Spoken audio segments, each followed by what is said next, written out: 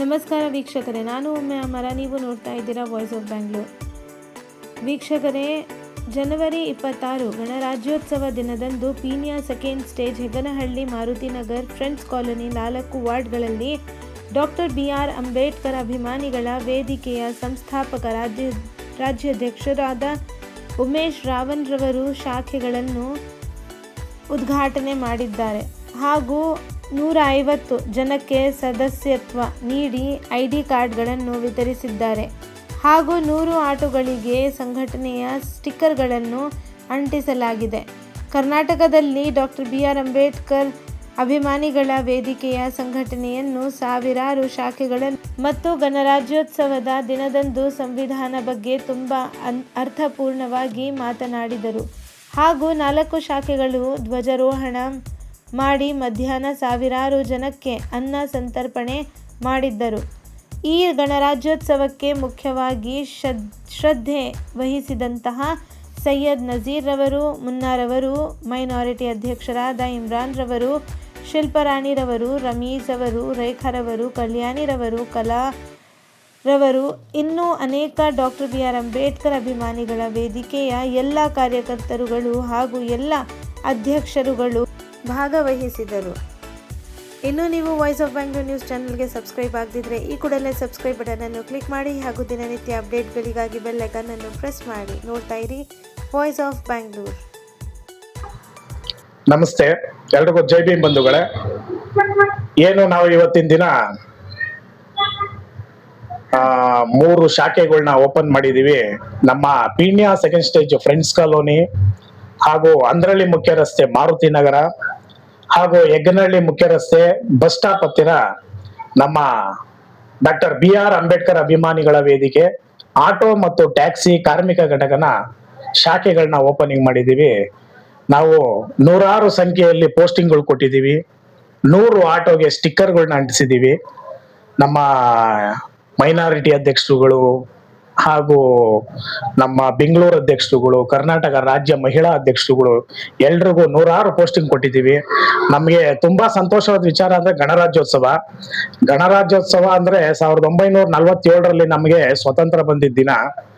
ಆದ್ರೆ ನಮ್ಗೆ ನಿಜವಾದ ಸ್ವತಂತ್ರ ಬಂದಿದ್ದು 1950ರಲ್ಲಿ. 1950 ಏನು ಅಂದ್ರೆ ನಮ್ಗೆ ಗಣರಾಜ್ಯೋತ್ಸವ ಅಂದ್ರೆ ಸಂವಿಧಾನ ರಚನೆ ಆಗಿದ್ದ ದಿನ. ಅದು ನಮ್ಮ ಸಂವಿಧಾನ ಶಿಲ್ಪಿ ಬಾಬಾ ಸಾಹೇಬ್ ಅಂಬೇಡ್ಕರ್ ಅವರು ಕೊಟ್ಟಿದ್ದು ನಮ್ಗೆ ಸಂವಿಧಾನ ಅವತ್ತು ಜಾರಿಯಾಗಿದ್ದ ದಿನ. ಇವತ್ತು ನಾವು ಸಂತೋಷವಾಗಿ ಬದುಕ್ತೀವಿ, ಬಾಳ್ತೀವಿ ಅಂದ್ರೆ ಅದು ಅವರಿಂದಾನೆ. ಇವತ್ತುನು ನಮ್ಮ ಒಂದು ಹೆಣ್ಣು ಮಕ್ಕಳಾಗ್ಲಿ ಗಂಡು ಮಕ್ಕಳಾಗ್ಲಿ ಎಲ್ಲರೂ ಒಂದು IAS IPS ಯಾವುದೇ ಒಂದು ಜಾತಿ ಇಲ್ಲ, ಯಾವುದೇ ಒಂದು ಧರ್ಮ ಇಲ್ಲ, ಎಲ್ರು ಪ್ರತಿಯೊಬ್ಬರು ಇವತ್ತು ಎಲ್ಲಾ ಅಧಿಕಾರಿಗಳು ಆಗ್ಬೋದು, ಎಲ್ಲಾ ಮೇಲ್ ಹೋಗ್ಬೋದು ಅನ್ನೋದು ಕಲ್ಸ್ಕೊಟ್ಟಿದ್ದು ನಮ್ಮ ಬಾಬಾ ಸಾಹೇಬ್ ಅಂಬೇಡ್ಕರ್ ಅವರು.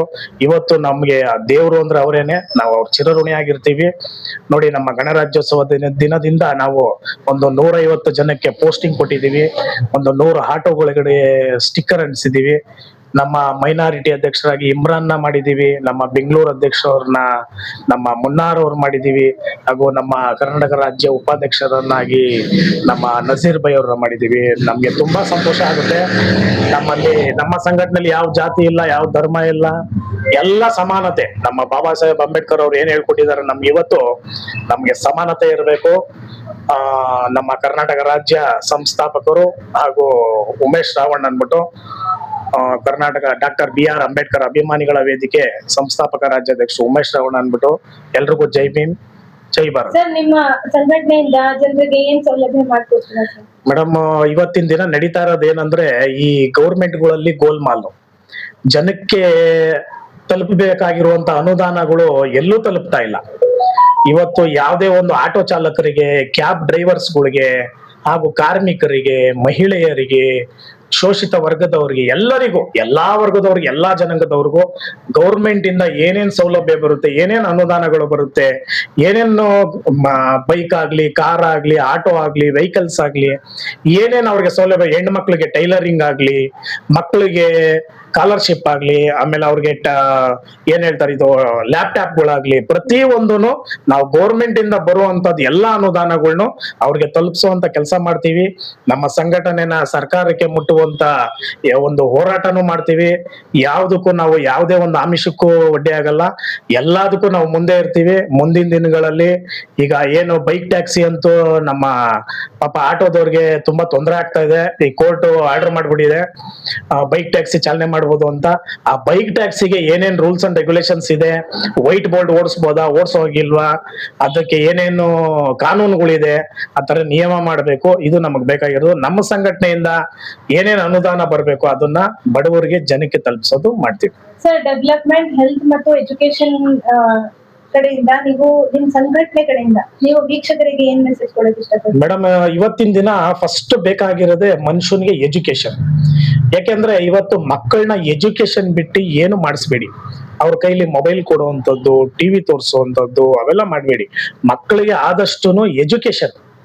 ಈಗ ನಮ್ಮ ಮಕ್ಕಳು, ನಾವಂತೂ ಓದ್ಲಿಲ್ಲ, ನಾವೆಲ್ಲ ಹೀಗೆ ಇದೀವಿ. ನಮ್ಮ ಮಕ್ಕಳು ಲಾಯರ್ ಆಗ್ಬೇಕು, ಪೊಲೀಸ್ ಆಗ್ಬೇಕು, IAS ಆಫೀಸರ್ ಆಗ್ಬೇಕು, IPS ಆಗ್ಬೇಕು, ಅವರು ಒಂದು ರಾಜಕಾರಣದಲ್ಲಿ MLA ಆಗ್ಬೇಕು, MP ಆಗ್ಬೇಕು, CM ಆಗ್ಬೇಕು.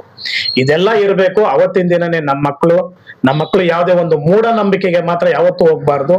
ಈ ಒಂದು ಎಜುಕೇಶನ್ ಕಾನೂನು ಅಂತ ಏನ್ ಮಾಡಿದೆ ನಮ್ಮ ಬಾಬಾ ಸಾಹೇಬ್ ಅಂಬೇಡ್ಕರ್ ಅವರು, ಅದ್ರ ಪ್ರಕಾರ, ಸಂವಿಧಾನದ ಪ್ರಕಾರ ನಡೆದ್ರೆ ನಮ್ಮ ಮಕ್ಕಳೆಲ್ಲ ಎಜುಕೇಶನ್ ಮಾಡ್ಕೊಂಡು ತುಂಬಾ ಚೆನ್ನಾಗಿರುತ್ತೆ. Thank you sir. ಜೈ ಭೀಮ್.